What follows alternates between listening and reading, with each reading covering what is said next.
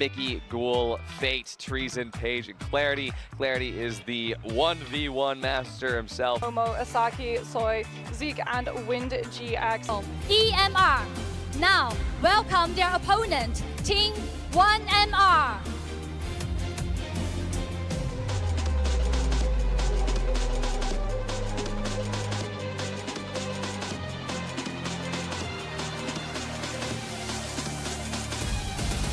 To enemy pathogen wall. Like, is that? Oh, here we go. First picks and bans for the cards coming up. We've got our card phase.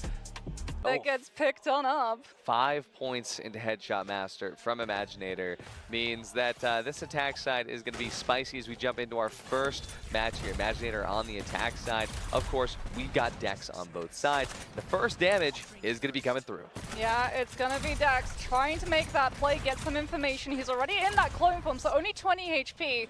Well, it's going to get broken. We start just putting a little bit of pressure, but clone immediately gets sent back, and the 130 HP is going to be that. The defenders, though, having much more of an advantage, especially since that Axon shotgun just did so much damage to the stickies, just making it absolutely impossible to push this. Axon B site, we said it, and imaginators, they're going to be able to clear into that space. The trades not coming through for Conquest after the beginning, but they might come through here as Mickey locks in one to take out Zeke, but trade as Chen Momo grabs one more. It's just the Fate and Treason now as Fate looks towards trying to find at least one way to counter this, but that converter is getting planted, and look at the control that Imaginators have right now. All that util starts to fly out. It's just down to Fate now in a 1v2. Xiaola and Chen Momo sending bullets down range, and it's going to be Imaginators. Yeah, it'd be the way that we can see in this preparation phase, right? Pathogen Wall's going to be covering those walls, and it looks like it is going to be just a little bit of a push towards B yet again. Some of the utility coming through from those pistols as the Dex holds the angle, waits to see if someone's going to push this. But look at the angle that Clarity is holding. I think he has had to abandon it over in containers. The hits coming through as Chen Momo lands some very nice nades. Looks like B-site once again the main focus here for Imaginators, but Conquest, they're backing up into one another, staying close together on site. Nice push through Clarity. Gonna go down there as Asaki grabs a double with Corona. Mickey gonna be able to find one in a trade there as Chen Momo goes down, but Mickey can't survive more than one. So we're gonna see Fate and Treason once again, the last two standing. Yeah, rifles versus SMGs. Rifles gonna be able to come out on top this time around. Surcat is going to be able to get a little bit of that heal come through from the emotional rescue. As Treason knows that they have to push him. Yeah, there's no more totem left, only 130 HP left for Dex. Does have the scales ready to go, though. Can mitigate one singular bullet, but High Life, if there's any player that can grab this 1v3, it's going to be Treason with a High Life. Oh, they're pushing. Push! Oh, but he's not able to do it. He only finds one. Imaginator up 2-0. Yeah, just to get to clear into main a little bit faster. Utility comes out onto mid, trying to make some bait and think that there's a mix-up on towards A, as the rest of the team wait to see if the defenders are going to get antsy off of seeing all of that utility invested.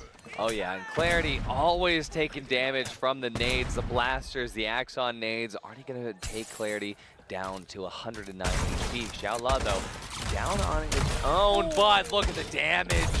Blind GX takes out Page here. Once again, Imaginary starting with the first pick. They get the second and the third as well before Treason's finally able to find one. It's a 2-on-4 now, as once again, B gets collapsed in on. Yeah, Axon closes up the distance, tries to get within range to be able to go in with that shotgun. Treason's going to be rotating, still has the highlight. A little bit of a low moment there, though.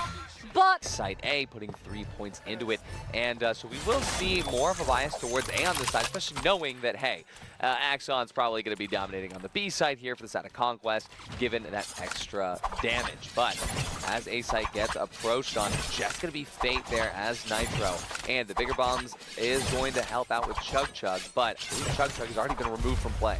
yeah, but it's a very slow push actually coming out onto A. Very, very clean, but a little bit hesitant, and that's allowed everyone from the defense to rotate and catch. One's going to be looking potentially from mid to see if it was a split push, but the Pathogen from backside's going to be able to just take down one. Corona has to go aggressive with the fast lane. We'll be able to put down one before he gets taken out of the mix, but this is what we talked about, right? Clarity opponent invested into that round. All back into the mix now. Surprising they didn't grab it though. Yeah, I'm very surprised that they didn't grab it. Playing for more of an aggressive push this time around, utility gonna get exchanged. Everyone just trying to start chipping and chunking down some of those health bars. The defender's more than happy to just stall out the attackers, because if you're not on point, you're not getting to do what you want. You're not getting to take the space. And speaking about space, Clarity holds his, but unfortunately isn't able to win out against the Corona. The flashy projectiles were too much, even with the ability to stop getting flashed. And so now we see a 5-on-3 situation approaching as Conquest tries to come back over to B site, not wanting a repeat of the first 2 rounds. Fate gonna be pushing up there onto the bridge there, but as Treason drops down to Xiaola, Fate realizes he's gonna evacuate that bridge soon because it might drop in on him. But hey, Xiaola's gonna save the trip. The bullets will do the work. Mickey last man standing. 5-1 at least.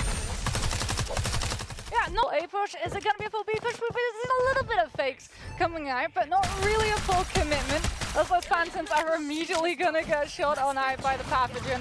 It's going to be walling off one of the approaches from main, trying to shut down the angles that you have to contest if those attacking teams try to push towards B. But look at how much further away we're actually seeing everyone on the attack play currently. They're waiting to see if the defenders are going to come to them instead. Yeah, we're looking now at a little bit of a slower approach here. Conquest definitely not taking space nearly as aggressively as Imaginator was, but check this out. I mean, Xiaola doing his best to just maintain form, maintain standing on the sidelines. Clarity actually removing the totem. So Xiaola is in a bit of a predicament now.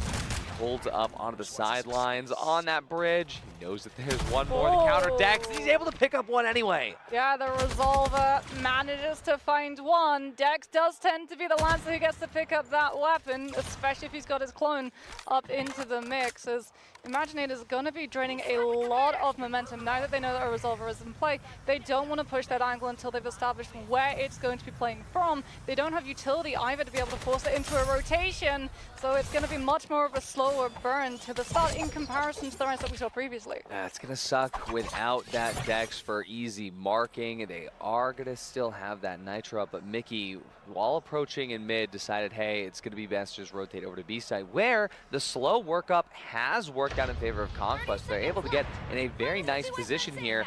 Looks like the converter is getting planted now. Oh, Chen Momo about to approach, but actually gets stuck by an Axon nade. But that's not gonna stop Wine from being able to find one onto Fate. It's a 5-on-3 for this retake situation.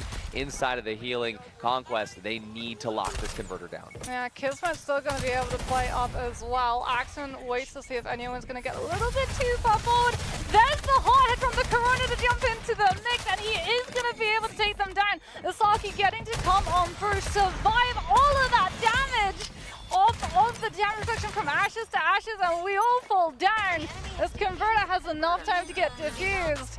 And this is the thing with the investment. Look at how many more shard points Imaginators has put in. It's so insane. So we'll see what's going to happen now for Conquest. They're going to have to take out not only all 5 of Imaginator, but also their zombies too. So we'll see how this attack round looks. They look to lock in the bridge. Already being removed here. The map control in favor of Imaginator is Fate.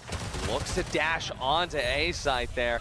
Looks like he's actually able to use that hothead to grab space. Yeah, unfortunately not able to actually take a lot off of it though, because as we talked about, Circuit slows things down, the gold dust cuts off the angle entirely, and Asaki now is just reduced to having to hold this corner and wait to see if they're going to push onto him with that SMG, ready to start ripping on through. Converter has gone down. So far it's still a 5 versus 5 even ground though.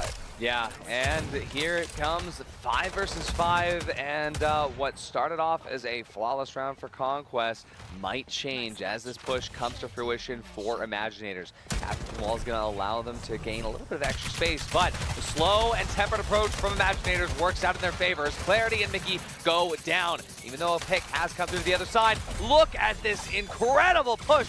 That was literally seconds. And our first map, well, Moxie, our first map's all over. I mean, they came, they saw, they definitely conquered Conquest. Imaginators, incredible tempo control.